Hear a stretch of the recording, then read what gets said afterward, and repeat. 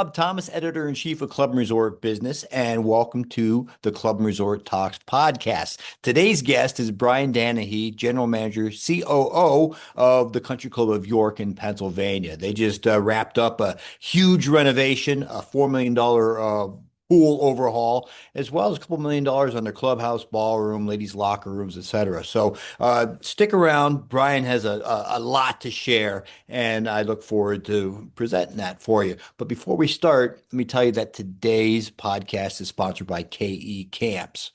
KE Camps provides the highest quality in children's summer camps for country clubs. For more than 20 years, the KE Camps team has been bringing an unmatched sense of community and camp spirit to the country club setting for members and their guests to enjoy. The team is passionate about camp and its inherent values. Learn more at kecamps.com. I love stopping by the booth every year at CMAA and talking to the team out there at KE Camps.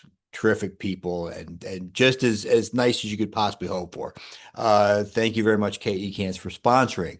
Let's get to the news before we throw it over to Bryan Danehy. How about this Arizona club beginning a 4-month golf course renovation project? During the renovation at Quintero Golf Club in Peoria, Arizona, crews will rebuild all 18 greens complexes and resurface them with 007 XL bent grass.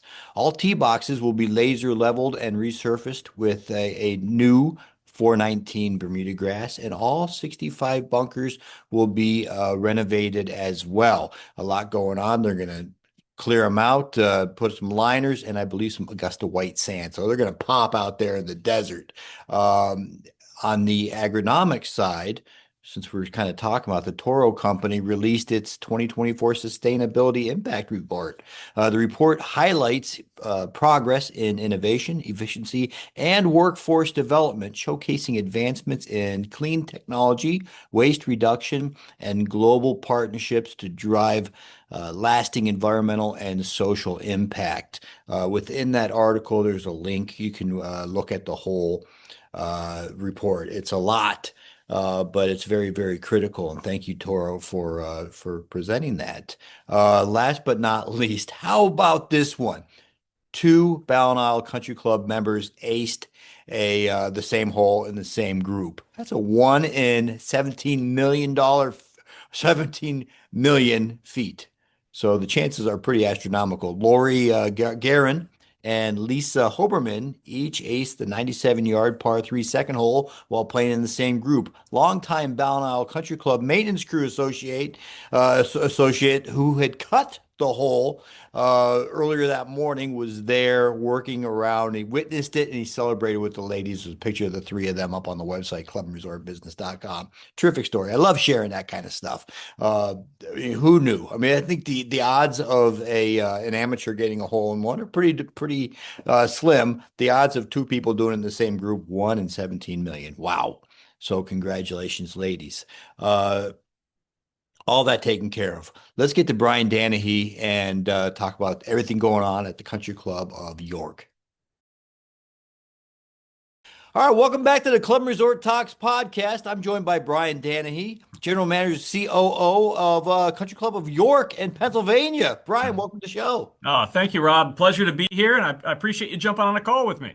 Oh, this is fantastic. Well, you got a lot going on right now, but before we get into meat and potatoes, if you could give us a 10,000-foot view of the Country Club of York. Yeah, no, happy to. So we're here about 45 minutes north of Baltimore and about an hour and a half west of Philadelphia, so kind of south central Pennsylvania. We have 700 member families, 18-hole Donald Ross golf course, 50,000 square foot clubhouse. We do about 3.5 million in F&B.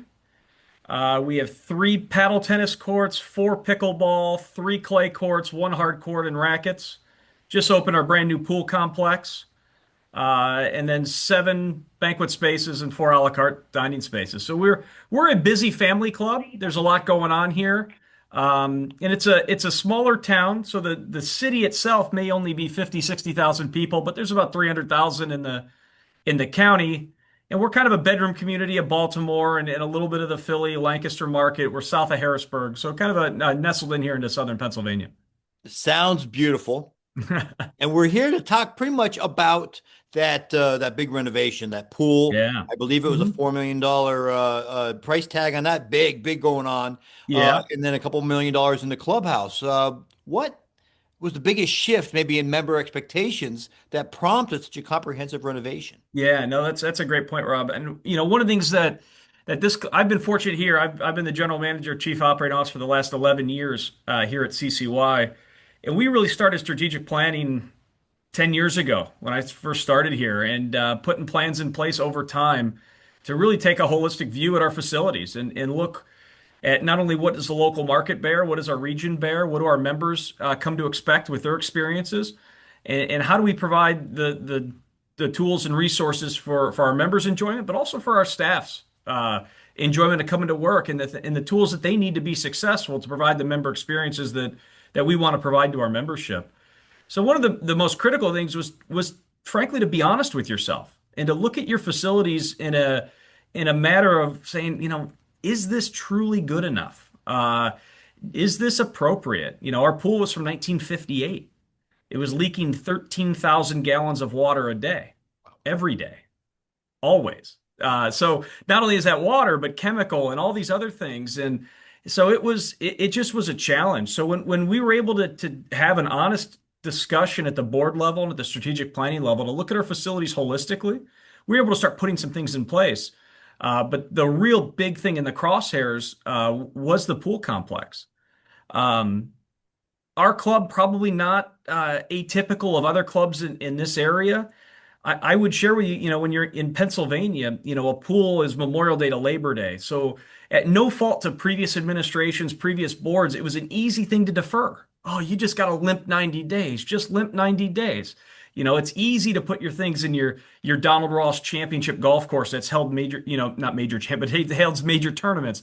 It's easy to put it in your clubhouse that was, for all intents and purposes, rebuilt in 2012. So we have all these things going on that are sources of pride of the membership and the staff. Well, the pool was just kind of it's down the hill. It's just there. So when we went down the strategic planning process, one of the things for us was, okay, we thought, well, the pool's going to be a tough sell. When you look at the way members use the club holistically, we kind of needed a little bit of something for everybody. If it's just truly a pool project, are the real golfing members going to get behind it? Are the rackets folks going to get behind it? Are the diners going to get behind it? Because even though the pool touches everybody, it's easy to kind of look past. So we started developing these strategic plans and we started looking at other areas that we could add to it.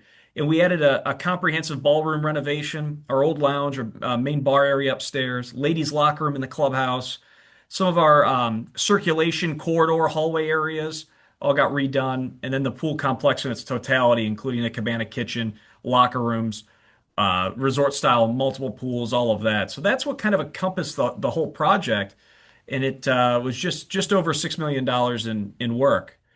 And we broke ground at the end of Labor Day last year, and we were sweating it all the way up to Memorial Day. And if any of my colleagues, I know Rob, we were talking before, you're in the Cleveland market, not too terribly far from Pennsylvania. If we remember Memorial Day weekend, as a club manager, I was never so excited to see a cold Memorial Day weekend because we were 95% ready to go. And so when it was 62 and rainy and gray here, I was never so glad to see it. But we're full bore now. We're 100% and things are really cranking down there.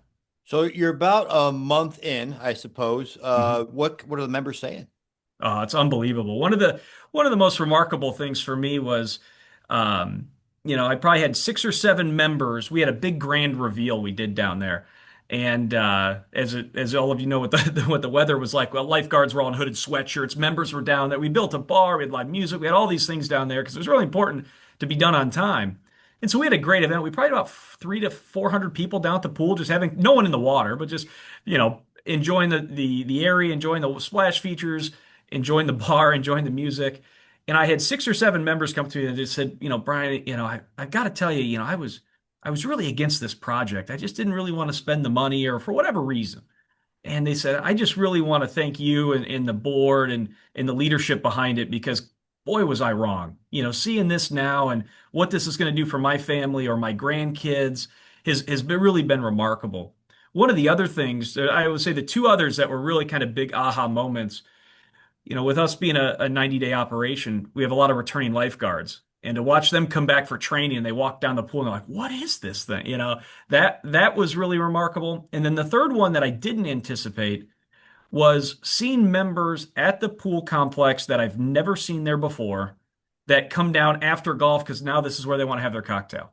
Or they just want to see who's there. Or they just want to go hang out. Or and you're hearing them take guests and walk around, and you can't help but overhear a little bit. Oh, this is our new complex. I'm sitting there thinking back in my mind, if I had to guess, we did the voting on all the borrowing was done with a third party, so we didn't get the ballot. So I don't know who were yeses or nos, but you can kind of get a sense when people are asking questions or at the town halls and all those, who's a yes, who's a no. And I'm sitting there thinking, God, I thought they were no's or what. And now they're, oh, let me show you our new pool. So it's one of those things, it's as you go through the process, you eat a lot of arrows left and right. You get a lot of really, I didn't realize how many pool experts I had in my membership, but you get a few of those. And you get people that are really strong behind a keyboard, but to hear them come up in person and really thank you and the team and please, I didn't have much to do with me, but it was the whole team effort, the general contractors, the architects, our designers, our oversight committee, our chief engineer, Tyler Reichert on our team, and our team that's been involved. It really felt good. And it's really becoming a source of pride of our membership. Not only the pool complex, but the totality of the project, as I mentioned, the clubhouse facilities.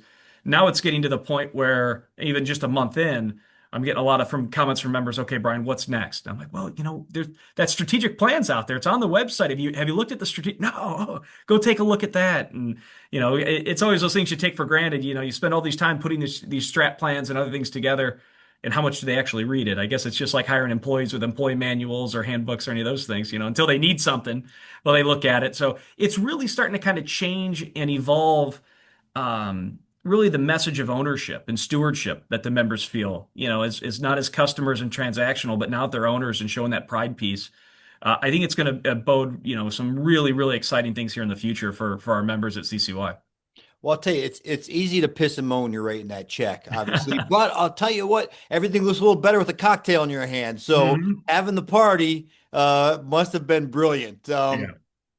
You brought in, as far as let's get to the clubhouse. You brought in chambers, Yes. and what part of what specific elements of CCY's history did you and Chambers aim to preserve with the design? Yeah, no, that's a great question, Rob. And as I mentioned earlier, back in 2012, CCY, right before my arrival, went through a massive clubhouse, not a whole new construction, but all renovation, new clubhouse facility. And Chambers was here and did that. When we went out to bid for architects, we bid five different firms of all over the place, some local, some regional, some national. And one of the things that brought us back to Chambers was we just wanted to make sure that the new felt like it belonged and felt like it was timeless and didn't feel like also we take this classic club that's 126 years old and all of a sudden it's brand new chrome and shiny. No, it's got to fit us. It's got to look the part. So, the team at Chambers was really great to work with as far as understanding who we were. They did have a little bit of a leg up, not over the necessarily the other firms in the bid process, but just the fact that they'd been here before, that we were that we were just sensitive to how is this going to look, feel? Is it going to still feel like our classic club? And not that new is bad, but just making sure it's congruent. And the biggest thing we wanted to make sure was that, particularly on the clubhouse side, if you're in the ballroom or the old lounge and you move to the Donald Ross lounge or some of these other spaces, it had to feel consecutive. It had to feel like it went together, and like it's always been there. But also adding, particularly like in the ballroom for us, which is, large events, weddings, showers, bar mitzvahs, all those types of things that happen in the ballroom and large member events. We need to have flexibility. We added a ton of technology, but also having the flexibility with color schemes and lighting and all sorts of stuff that we can do that when brides want to change things and adjust things, that we have the ability to do that and create their special days here at the club for them. So renovations are a big deal, obviously, and the end results are always welcome, but there's bumps along the Oh way. yeah. I mean, it's not smooth, right? You got No. tarps up. What are some of the challenges that you guys faced during construction, and how did you communicate with the members to keep things smooth? Yeah. Yeah, and and I would say, Rob, we did our best to keep things smooth. As all of my colleagues and as you mentioned, there's there's no big roadmap to follow here. Things happen, things out of your control. You get to the end of it, and then you start to get the construction fatigue. You're like, I just want everyone out of here. Just get the club back. Those types of things. But and it's things you don't necessarily think about. When you're having um, township inspectors come out and they have to pull fire alarms. Well, I didn't anticipate that with bridge groups going on and other things. And have we gone around and communicated with members? When are we doing these things? One of the things that was great, our general contractor, local company, Stewart and Tate, they did a wonderful job with us. Chambers, obviously, is our architect, and then ourselves at the club. We met every other Monday, and we would have 3 weeks laid out of scheduling, which was really critically important. And as the bulk of this project, for example, talking about pool and clubhouse, not a whole lot for our superintendent necessarily to do with the golf course, but he needs to know when the parade of cement trucks is coming through. And what does that mean? And what's the impact on the golf course and all these other things. So being able to just coordinate and communicate the best we can with what we anticipate going on. Obviously, being in the club business, we benefited a lot from Mondays when we had to shut water off, when we had we ran a whole new transformers and all this new electric power and all these things, but we took it out of the clubhouse. So there were so many interruptions as far as utilities and that kind of stuff. But making sure the GCs understand, because the general contractors do a great job, but they're not necessarily club experts. So they don't understand how important the Monday is. So trying to do as much as we can to minimize the interruption to our membership. One of the harder parts, I will tell you, is like most clubs, is coordinating special events.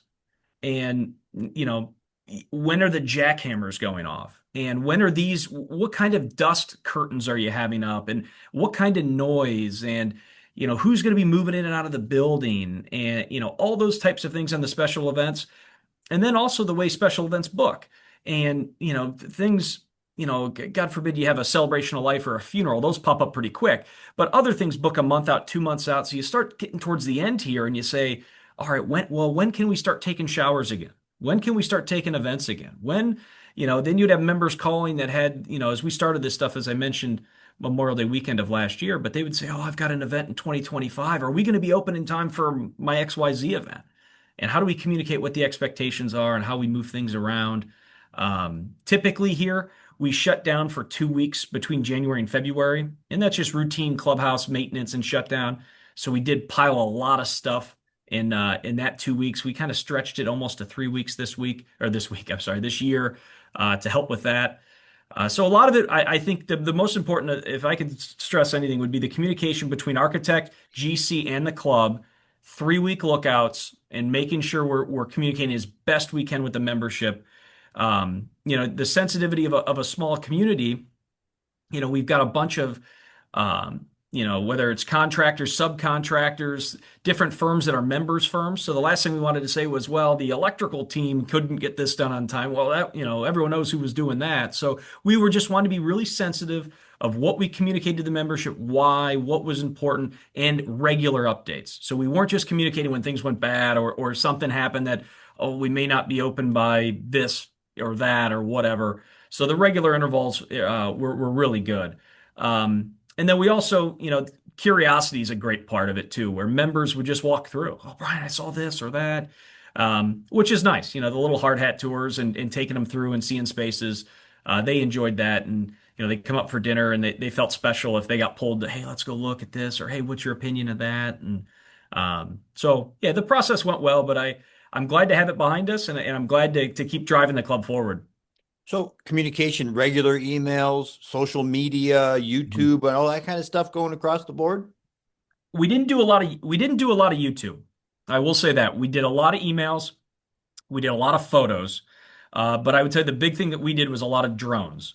We flew a lot of drones up over, because it's a whole aquatic complex. Inside the ladies' locker room was a big, big change. That wasn't just working within the four walls of the building like some of the other spaces were. That was taking walls out and all sorts of things. That kind of construction wasn't as glamorous, but the pool was great. So to get our drones out and fly those and show regular photos and regular updates, that was important. But definitely photos and some updates. We did have We did do a couple video updates with our board president and myself, just updating the members where we are and things like that. But I would tell the photos, they can tell a whole lot better than we can for sure. So you're still fairly new in the whole unveiling process. Mhm. Two big topics, recruitment and retention, as far as membership goes. How do you foresee this helping with both of those? Yeah, no, it's a great question. And one of the things here, uh, when we put the assessment through, we fund this with a member assessment. We did lose some members during the assessment, and we anticipated that. We budgeted for that. We were right on the budget of what we thought. So the real question we're having now at the membership committee level and at the board level is what should the new cap be? If all of a sudden, if we woke up tomorrow and we filled the members that we lost during the attrition process, at the rate our members are using the facility, that necessarily wouldn't be the best thing for us. We want to make sure that we're replacing members that we lose, but we all of a sudden don't want to grow from X to 2X by any stretch of the imagination. So we want to just be really smart and mindful and looking at things for us like parking, things for us like access to dining reservations, access to the golf course, access to pickleball rackets, those types of things. You always have some excess capacity at 2 o'clock in the afternoon on a Tuesday, but when everybody wants Friday at 7 o'clock, or they want the 8 a.m. tea time Saturday morning, or they want this or that, so just really finding balance. There is a such thing as good attrition. I think we did have some of that.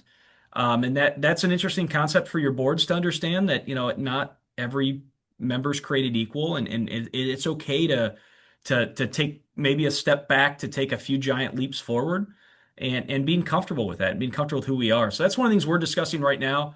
So I think on the retention side, it was important to create abilities for members to pay the assessment, understanding the value of what they're getting, and making it as easy as possible for them to make a selection for how they want to. We gave our members three options. One was obviously one payment.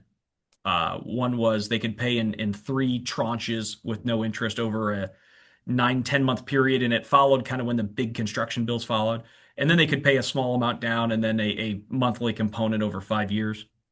So giving them some options was important. Understanding what new members are going to be expected to contribute with that. And then ultimately, how does it change the mindset of the member, as we mentioned, to that owner, less transactional, more owner, more loyal. And I think going forward, that's going to be critically important. We are, as weather is starting to break, and I'm sure many of my colleagues are watching what our friends over at Oakmont are doing, 3 hours, 3.5 hours down the road from us. It's beautiful up here in Pennsylvania now. So now is really kind of the height of the season as far as, generally membership boom. Our inquiries are considerably higher than what they had been in the past. So yeah, we're just having those conversations. What's the new normal going to be? We want to make sure we're running a healthy financially, a club that's running, great financially as CCY has, but make sure we perpetuate that over time, but also making sure we're not the club that, the husband and wife get out of work early at 4 o'clock on a Thursday. They want to come up, walk 9 holes, and get dinner. We don't want to be so booked out that we can't handle things like that. So it's just finding growth at the right level. And I don't have the answer. It's because, as we all know, member behavior can be cyclical. Your Tuesday crowd, your Thursday crowd, your bridge ladies or so and so, your golf groups. So some membership behavior is predictable, but others isn't. So we just want to make sure that we're growing at the right rate, that our members that have supported the club and are using the club are getting to use the club the way they choose to use their facilities. Well, you are at the club an awful lot. I'm sure. I don't need to tell you how You talk to my wife. Yeah, no kidding. So, you're, for better or for worse, the general manager is usually the face of the club. So, on a personal level, what part of this process, this massive renovation, are you most proud of? Yeah, no, it's a great question, Rob. And I would say, for all the kind of the general managers out there that, yeah, we definitely kind of become a lot of the face of the club and the face of the operation, and the members view us as the expert in all things, even though, I'm not a construction guy or a construction expert by any stretch. But it kind of takes me back. I don't mind sharing. I'm 38 years old. I've been here for 11 years. I'm going to turn 39 this summer. And this is my first GM COO role. I was the assistant general manager at Charlotte Country Club before moving up here to York 11 years ago. And there were three things when I first got here that were evident when I started at York. And the first thing was uh, our financial position. Cash was tight. Things weren't necessarily all that great. And I said, we to do anything, we got to get this financial situation solved. We've been able to grow our operating cash up over 3 million. We're in a great financial position, which has been awesome. So I was really proud of that. The next thing was we had to change the employee culture and the employee attitude around here. And one of the things for good or bad, my office sits at the front left corner of the club. I've got a window out front here, and behind me is the loading dock in which the employee entrance and all of that. So I remember back 10, 11 years ago watching employees come in with their heads down and not really all that excited. And we all know for sure that there's so many days that are not rainbows and unicorns. There's a lot of tasks and things that aren't great. But we do need to be, ladies and gentlemen, treating ladies and gentlemen. We need to be taking care of our staff. We cannot be siloed, and we've got to rally around strategy, vision, and that we're here to take care of each other first. If we don't take care of each other, we can't do anything with the members. And very proud of after we really focused on that financial position. Hired Robin Smith as our controller in my first year, who's been remarkable. She's been with me really since kind of that time, 10 and a half years together now. Her and I worked through the HR and the culture piece. We got to a point of hiring our full-time year-round employee relations manager, which is awesome. So we really focused on changing the financial aspect of the club and the operation, changing the culture and who we are and how we treat each other. And the last piece that was always kind of sticking in the back of my mind was changing the physical plant. And we had certain things. We have a beautiful windy road up to the club, but we had cracks in the pavement and our driving range is way down at the bottom of a hill, but the range tee was in poor shape. We just had deferred stuff. They spent a lot of money in the club. The clubhouse is gorgeous and beautiful. The golf course is exceptional. But some of these other things, and over the years, we've been able to bite them off with cash as things have come up. So we really got to do that. But kind of the last thing, I sat there thinking, Brian, there's no way in our routine, our CapEx budgets each year about 800, 900,000. There's no way I'm going to be able to find 4 million to handle a pool project, let alone the other 2 million I needed for clubhouse stuff.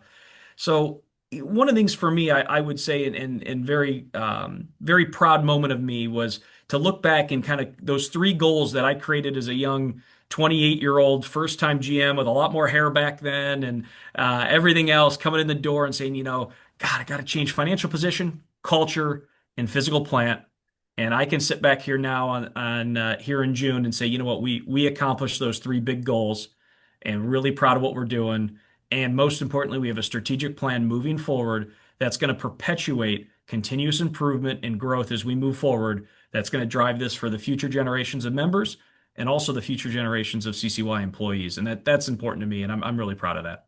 Oh, very well said, Brian. I'm going to get you out on this one. We've talked about the recent past with this renovation. We've talked about the past 11 years that you've been at the club. I want you to look into your crystal ball, right? 5 years down the road, 10 years down the road. Yep. What do you see happening at the Country Club of York, as well as maybe the industry as a whole? Maybe in your little neck of the woods, Mhm. that kind of Eastern Pennsylvania uh, area. What do you Yeah. see? Yeah, no, that's a great question. So, my crystal ball is going to be as cloudy as everyone else's, but I'm going to give you the best off of the top of my head here of what I'm thinking. So, I'll take it just from the club standpoint. For us, we're going to continue to drive forward. Our average age of member has dropped from low 60s to high 40s. So it's going to change the dynamic of the club as far as year-round programming, as far as seeing, going from being, oh, we'll tolerate kids to being kid-centric and child-focused is critically different. So those things are going to drive our club moving forward. We have less snowbirds than we ever had. Not that we don't have them anymore. We do, but it's just less. It's everything's more about year-round programming and what that means and what that looks like is going to be critical at CCY. One of the things that we have talked about, we don't have golf simulator and inclement weather winter golf facilities. That's something we'll definitely be talking about. Another area that needs to be addressed, we need golf course irrigation. That's more, obviously it's got to get done, but that's more maintenance than I'm kind of looking at growing. It's maintaining the facility, but that's going to need to get done here in the next 5 to 10 years, and then continue to drive these plans. So that's going to be really important at the CCY level to maintain our relevancy with our membership and our relevancy in the marketplace. But also, we got to look at ourselves in a town like York. We're a community asset, and we have to look at ourselves that way. We're good for the business community in the town. We're good for the medical community in town. We're good for recruiting executives to town. We're good for all of those types of things. So continuing to be a good steward of the community, continue to work and reach out in ways that can help philanthropically in our community, can help grow the game of golf, can help grow future members, future employees. All of that stuff's going to be critically important at York in the next short-term horizon, 5, 7, 10 years. If I got to look at the industry in the next, 5 to 10 years, I am really, really optimistic about our industry. I am really excited. I will share, I'm a second generation club manager. So now it's like talking to my old man who finally retired after 40 plus years of doing this stuff. And he's like, what's going to happen? What's going to, the things we talk about now, there's definitely nothing's going to stop AI. That's coming and that's going to change. Um, I know a lot of us post-COVID, staffing was really difficult and really challenging. So we're starting to see that lighten up, or at least we are here in this Mid-Atlantic region here. It's getting easier as far as looking at some of those entry-level positions, whether it's equipment operators in your grounds crew, lifeguards, servers, bartenders, food runners, etc. That's getting easier. But I think ultimately we're going to be looking at technology in a different way. Another one that I think is going to be coming down the pipe is we're going to be looking at security in a different way, not only cybersecurity, but also physical security. We're not a gated community, and fortunately, we haven't had much. You'll get, kids in the neighborhood taking flag sticks and, nonsense, that kind of stuff. But I think ultimately, whether it's, more adoption of the beacon technology of knowing who's on your property, who's on site, who's here, who's not. I think safety and security is our world gets a little bit scarier, I think is going to be keep coming down the road. That's going to be something that we're going to tackle. And then I'll also share, just my own observation as a 38-year-old with 11 years experience here. I go to a lot of CMA meetings, a lot of national conferences, and I love the education. But I also look around the room, and there's a lot more guys and gals that look like my dad than that necessarily look like me. And so I think there's a real big thing that we need to do with students and engaging and really changing the narrative. And I'm really proud of what Richard LaRocca, the president of CMA, is really leading right now in the effort that this is a remarkable career and this is an honorable calling and this is a great industry. And we can do a lot of really good things. But I think going in and telling these college kids that, hey, you're never going to have a weekend off, you're going to work every holiday, you're never going to go to any event, all that kind of stuff. And I grew up coming up that way and working a zillion hours and all those things. And I look back, would I trade it for the world? I don't know. It's, part of who I am. It's part of my DNA, but I know it's not going to work in the future. I've got a son who is considering hospitality, and I don't see him doing what I did or what my dad did. But I think we need to look at it differently. And I think we need to look at what are we doing, and all of us as general managers or even department managers or any leader of a club, whether we're a board member, president, owner, we need to look at our responsibility to the next generation to make sure we're creating environments people want to come and work. They're respected, they're treated well, they're taken care of, and they know that this is a great, honorable profession. And I think that's something we all can work on, from vendor partners to our communications to our professional organizations, even down to our chapter levels, of just making sure that they know that we exist. I think a lot of the college programs, they've done some good jobs in the hospitality schools. I'm an Ohio State graduate of their hospitality program in Columbus, and they did a nice job. But I even know back when I was a student, there weren't a lot of talk about clubs. It was a lot about hotels and resorts and restaurants, casinos, cruise ships, all sorts of things, but not a whole lot about private clubs. So I think there's an opportunity for us there, just making sure we're telling our story and telling our story in a good way, because there is a good story to tell, and I'm optimistic. I am so impressed by some of these younger folks I see at conference, and I really enjoy being a mentor to young aspiring managers, and they come up and ask me questions of things I would have never thought about, and that makes me better, and that gets me excited. So I'm very bullish on private club management and where we're going, but I think we've got some things coming down the road that we're all going to have to tackle with. Sure. Well, I'll tell you what, as a whole, the future is very bright. And I look forward to watching what the next 5, 10 years have to hold for not only the Country Club of York, but you yourself. Mhm. Bryan Danehy, thank you very much for joining us on the podcast. Yeah, happy to be there. Enjoy your weekend. Thanks, Rob.